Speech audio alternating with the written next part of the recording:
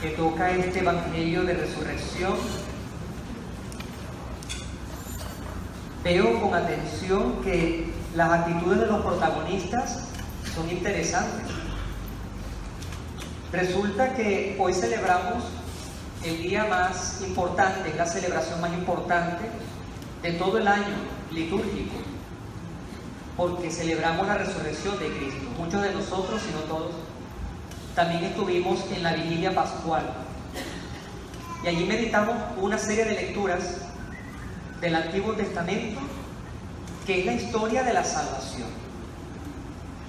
Pero hay eventos en la historia que han tenido una relevancia determinada. El más grande evento fue la resurrección de Cristo, porque es el episodio histórico que le concede la salvación a todo ser humano. Es el evento más importante de todos.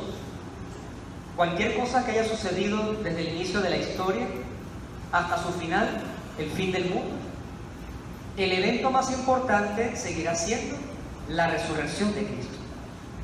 Entonces hay que tratar de entender qué es eso de resucitar de entre los muertos, así es como termina el evangelio de hoy.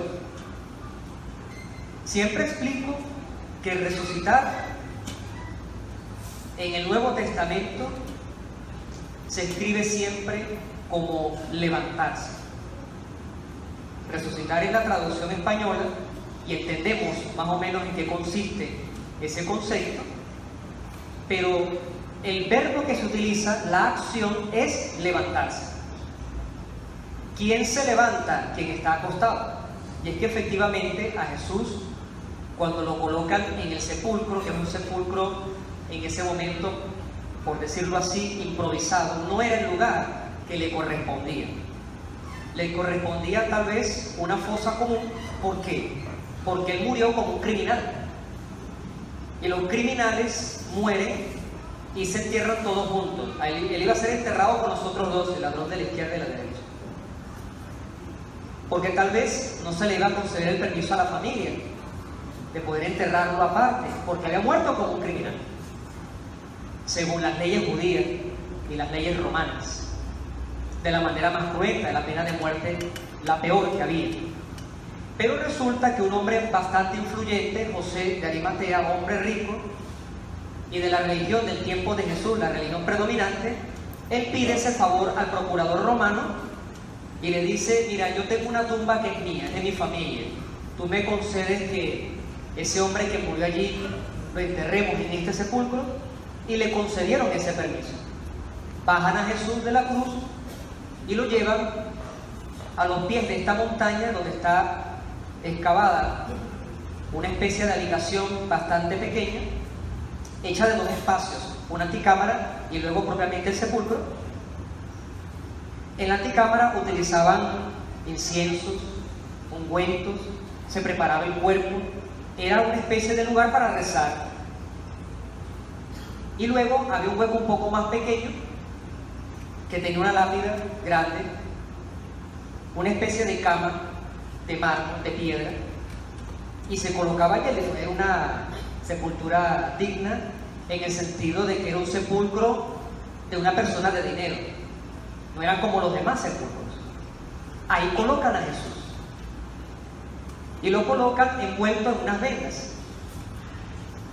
Después que ungen el cuerpo de Jesús, las mujeres hacían este trabajo. Se envuelve el cuerpo en unas vendas, se le envuelve la cabeza aparte y se coloca sobre la cabeza un paño. Esto lo explico para que entendamos qué fue lo que pasó en el evangelio de hoy. Se cierra la puerta del sepulcro con una piedra. La puerta es bastante pequeña, tal vez 1 metro, 1,5 metros de altura. Se cierra esa abertura con una piedra redonda y dice el evangelio que los judíos, por temor de un fraude, le dicen a Pilato: vamos a colocar ahí unos guardias porque se van a robar el cuerpo, y como él había dicho que iba a resucitar, o sea que los jefes religiosos sí sabían lo que Jesús estaba diciendo. porque ellos conocen las Escrituras. Mientras que los discípulos, dice aquí el Evangelio, no habían entendido qué significaba eso de resucitar entre los muertos hasta que entraron en el sepulcro. Es interesante que en el Evangelio de hoy Jesús se presenta a una mujer, la Magdalena, y se presenta a varias mujeres, solo que no leímos completo el Evangelio. Esta mujer sale corriendo y le avisa a dos discípulos que estaban juntos en ese momento, Pedro y Juan. Y los dos de la impresión, porque ella ve que algo estaba pasando allí, y de hecho en otro evangelio creen que habían robado el cuerpo, que se lo habían robado, que lo habían extraído de allí del sepulcro. Y eso es un sacrilegio, eso era un tremendo escándalo, por eso es que la gente en el evangelio corre a ver qué fue lo que pasó, porque eso era un delito, siempre ha sido un delito.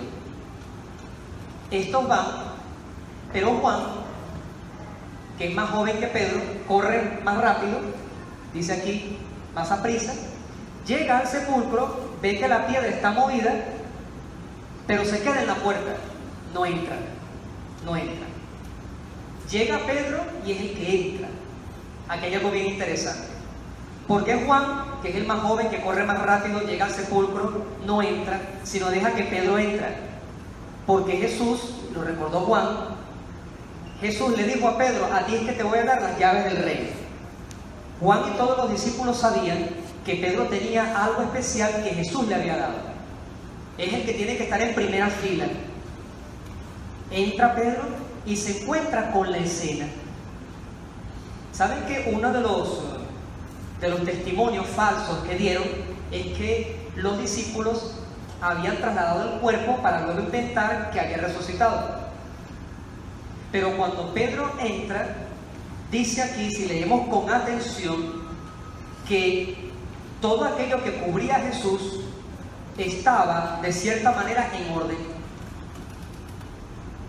Quien entra a robar no deja las cosas en orden, deja un desorden. Y aquí dice, sudario aparte, esto colocado aquí, como que si Jesús, cuando resucita, que desaparece su cuerpo, Él deja el orden en el lugar donde estaba muerto. Como cuando una persona ordenada se levanta de la cama y arregla la cama. Esta es la prueba de que los judíos estaban inventando y que Jesús, su palabra, era una palabra verdadera. Jesús es la verdadera resurrección. Luego entra Juan, él ve y él cree. Y esto es más interesante aún. ¿Por qué? Porque la primera conclusión de la resurrección de Cristo es, cuando se trata de tener fe, es de razonar de manera contraria como todos nosotros hacemos. Porque yo creo que para poder tener algo en mi cabeza afianzado allí, arraigado, y en mi corazón, para yo creer algo, yo me hago la idea de que tengo que ver y tengo que tocar. Yo necesito la prueba. Como aquel discípulo que no creía, y él decía, si no lo veo, no lo creo. Y así somos todos nosotros. Creemos que necesitamos ver para que entre Jesús en nuestro corazón y seamos personas convencidas. Pero resulta que Pedro y Juan nos enseñan que es precisamente lo contrario. Y Jesús después lo diría delante de los discípulos.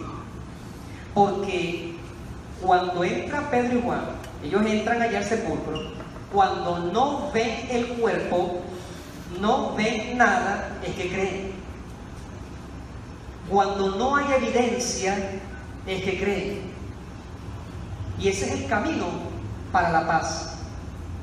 Ese es el camino para la alegría. ¿Cómo es eso que es el camino para la alegría?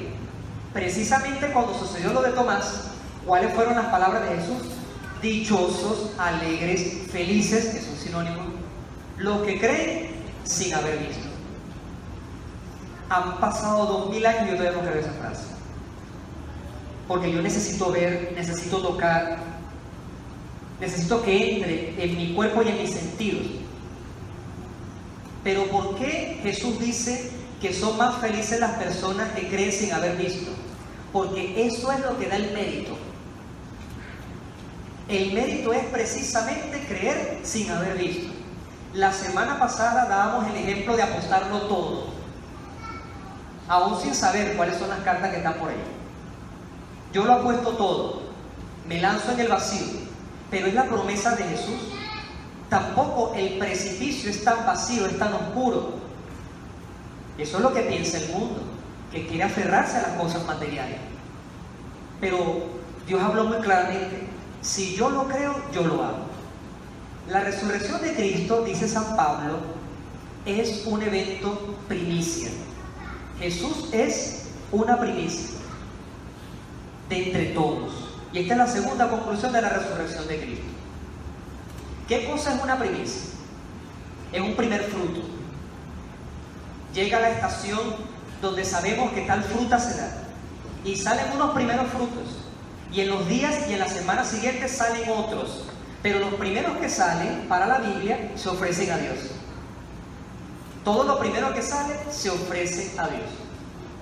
Yo conozco personas, más de una realmente, que me ha llegado y estaba pidiéndole a Dios un trabajo y tenía cierto tiempo esperando, no consiguió trabajo.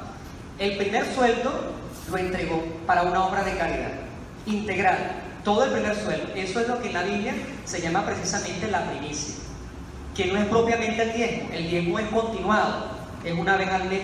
La primicia, yo entrego todo lo primero que yo recibí y lo entrego para una obra de caridad, lo entrego para que otro se beneficie, que esté en necesidad. Jesús es, según San Pablo, la primicia de la resurrección de los muertos. Y aquí voy a explicar una cosa que nos puede servir para la vida. Si San Pablo dice que Él es el primero, eso significa que venimos todos nosotros después. Porque es el primero ¿de quién? De todos los seres vivientes.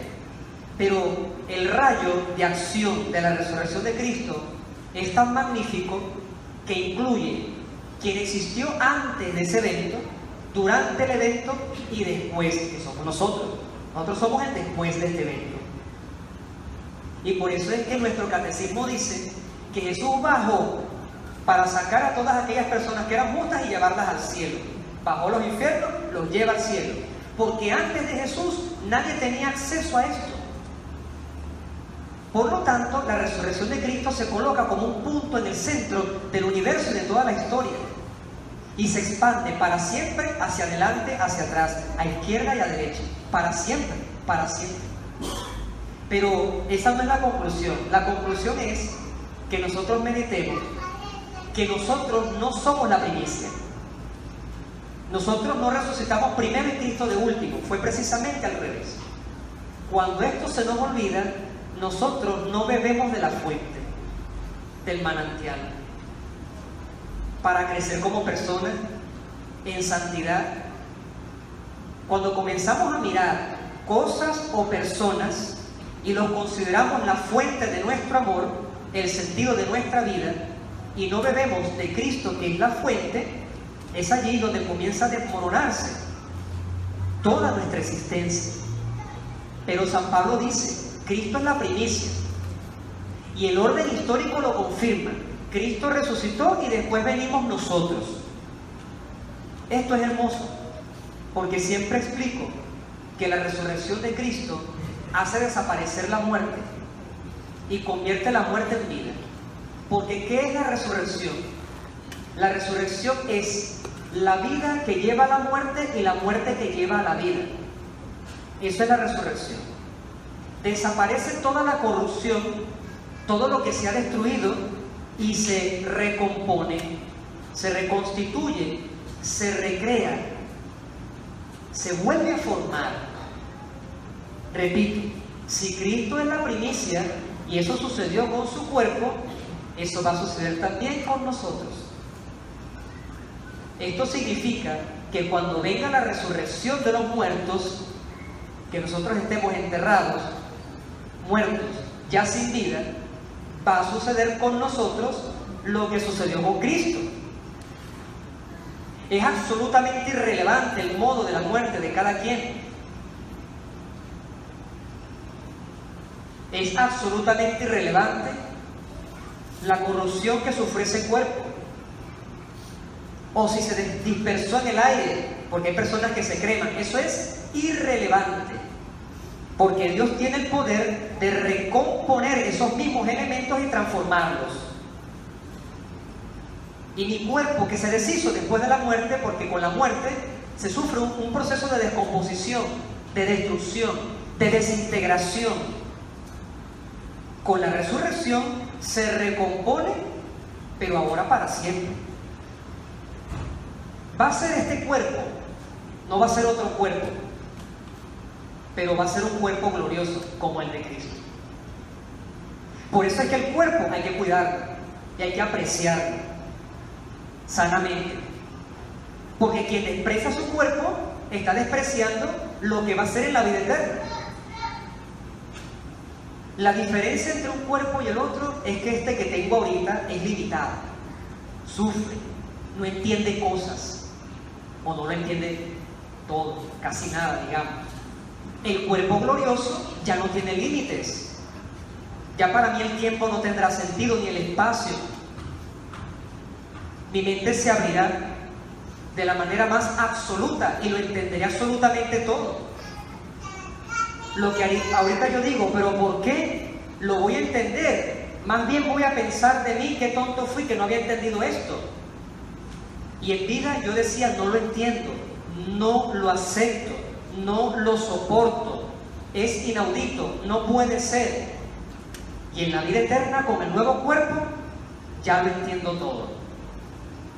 Ahora lo acepto todo, porque fue lo que Dios permitió. Por eso estamos desventajados, y por eso es que Dios tiene una infinita paciencia con cada uno de nosotros, porque Él entiende que este cuerpo tiene estos límites. Y por eso, cada vez que yo caigo en el pecado, Él está dispuesto a perdonarme, aunque yo muchas veces no esté dispuesto a perdonarme. Él está dispuesto a perdonar la persona que me ha ofendido gravemente, aunque yo no esté dispuesto a perdonar a la persona que me ha ofendido gravemente. Porque Él sabe de qué estamos hechos y sabe en qué se va a convertir mi cuerpo. Él empuja hacia la salvación a todos. Que yo, si quiero, la acepto, y si no quiero, no la acepto. En la vigilia pascual se comienza en la iglesia todo oscuro y sale el sacerdote con un velón grandísimo que llamamos cirio pascual. Lo encendemos y se encienden las luces sobre el altar.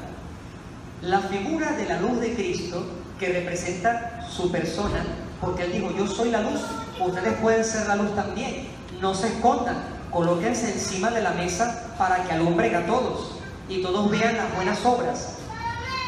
Damos un paso atrás. Lo que sucedió en la historia fue que Cristo resucitó primero y después nosotros. Si yo pretendo ser luz para los demás sin Cristo, no bebo de la fuente y me desmorono, me autodestruyo. El orden es Cristo primero y nosotros después. Si yo acerco mi mecha a la mecha de Cristo que está encendida, yo me enciendo con la verdadera luz. Para que estos cirios, estos velones, estuvieran encendidos para esta Eucaristía, alguien tuvo que encenderlos. Pero si no está la vela y si no está el fósforo, algo que le encienda, no tenemos velones sobre el altar. Esto lo entendemos. En la vida, con la resurrección de Cristo, Dios nos coloca la vela y lo que enciende la vela. Pero a veces yo me escudo en una frase que es verdadera, que es bonita, que es cierta, pero que no funciona si yo no pongo de mi parte. Entre comillas, todo en las manos de Dios. ¿Y estas manos para qué son? Dejamos todo entre las manos de Dios. Frase verdadera, frase cierta. Pero si yo no me muevo, estos velones no se encienden. No se enciende mi vida. Aquí tengo la vela, aquí tengo lo que enciende la vela, lo coloco frente a mí, me cruzo de brazos y digo, en las manos de Dios, hágase un favor, quítese eso de la cabeza. Hágase usted ese favor, no a mí, a usted. Porque ahí están los elementos, ahí están los materiales. ahí están los instrumentos, suene la canción, los acordes, coloque juntas las notas, cante, porque si no, ¿para qué tenemos el cuerpo? Las cosas funcionan porque Dios coloca su gracia y yo coloco mi 100%, 100%. He escuchado por ahí, Dios coloca el 50, el 50, no, ni Dios es mediocre ni yo tengo por qué hacerlo. Dios coloca todo lo que Él puede y debe colocar y yo coloco todo lo que yo debo colocar, no una partecita. Lo mejor que yo pueda hacer y hasta más, para que se dé aquello que desea mi corazón. Esto que es mi vida no va a cambiar porque esté el fósforo allí y la vela aquí. Eso no va a cambiar. Yo tengo que hacer lo mejor que puedo hacer y más. Ese es mi 100%.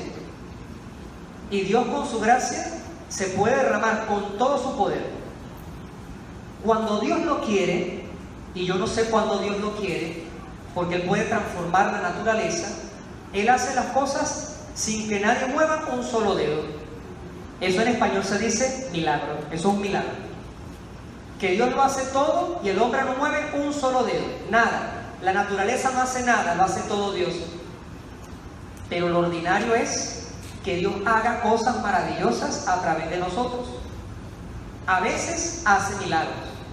Ya es un milagro que yo esté vivo. Esa es la base de los milagros, que yo respire. Pero si este respiro lo pierdo, dejándome perder yo mismo, con la flojera, la mediocridad, el pensar que el otro es el que tiene que hacer las cosas, el que tiene que pensar, el que tiene que estar en primera fila y no yo, me privo yo mismo de ver milagros que Dios está dispuesto a darme. Milagros entre comillas, porque puedo ver cosas maravillosas hechas por mí con la gracia de Dios. Es la actitud. Finalmente, la resurrección de Cristo es un evento de luz. Nadie puede celebrar la resurrección de Cristo sintiendo que vive todavía en las tinieblas. Basta dar un solo paso, que es abrir el corazón. Cuando se abre el corazón, entra Cristo, que Él haga lo que Él quiera y que me ilumine para yo ver qué es lo que puedo hacer. Y un consejo: si no sé qué hacer, hago algo. Hago algo, no importa. A veces me bloqueo porque no sé qué hacer. No importa que no sepa qué hacer, haga algo, muévase, porque Dios construye sobre lo que el hombre hace, así se equivoque, porque esa es nuestra vida, esa es nuestra vida. ¿Cuántas veces yo he pecado? ¿Cuántas veces he tomado una mala decisión? ¿Cuántas veces me he equivocado? ¿Dios me abandonó? No, construyó sobre esa línea torcida, la enderezó. Pasa que yo estoy empeñado en seguir torciéndola. Él endereza, pero así es mi vida. Esa es nuestra vida. No sé qué hacer, no importa, eso es irrelevante para Dios. Haga algo, que es lo importante. Porque si espera a pensar mejor qué es lo que va a hacer, la vida se le va a ir yendo. Haga algo para que Dios vea ese esfuerzo y sobre la marcha, sobre esas pocas piedras que usted colocó, esas sean la base de la piedra angular que es Cristo, que es la piedra principal. En un momento de silencio le pedimos a Dios Todopoderoso que nos conceda la gracia de creer en su resurrección, de creer sin haber visto, de creer firmemente y sobre todo de que podamos caminar juntos hacia Él.